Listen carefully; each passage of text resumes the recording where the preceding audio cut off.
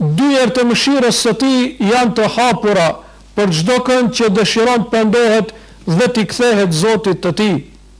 Mirpo, nëse ja kthen shpinën udhëzimit të tij, nëse ja kthen shpinën thirrjes së tij për pendim dhe kërkesë faljes, dhe nëse bëhet si i verbër dhe i shurdhër në këtë drejtim, dhe e haron Zotin e tij, e mohon Zotin e tij, madje ka krijesa të tilla që tallen me Zotin e tyre.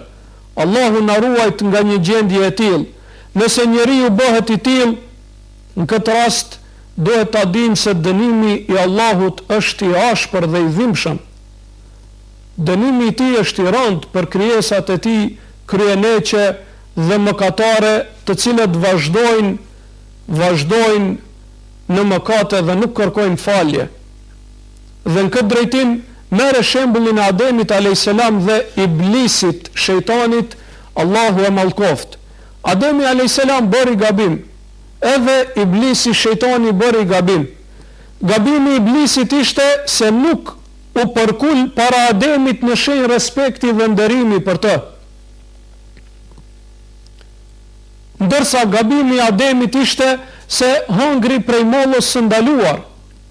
Mirpo shikoje se si u sjell Ademi a.s. dhe si u sjell Iblisi, shejtani, Allah e mallkoft. Ademi a.s. tha: Rabbana zalamna anfusana fa in lam taghfir lana wa tarhamna lanakunanna min al-khasirin. Ademi a.s. tha: Zoti, ne i kemi bërë zullum vetes tonë, andaj nëse nuk na fal mëkatet dhe nëse nuk na mëshiron, ne do të jemi prej atyre të humburve. Ndërsa Iblisi çka tha? U tregua kryeneq dhe nuk kërkoi falje para Allahut, andaj Allahu e mallkoi dhe e dënoi. Kështu janë edhe krijesat prej njerëzve, pra njerëzit tjerë. Disa prej tyre janë si Ademi a.s.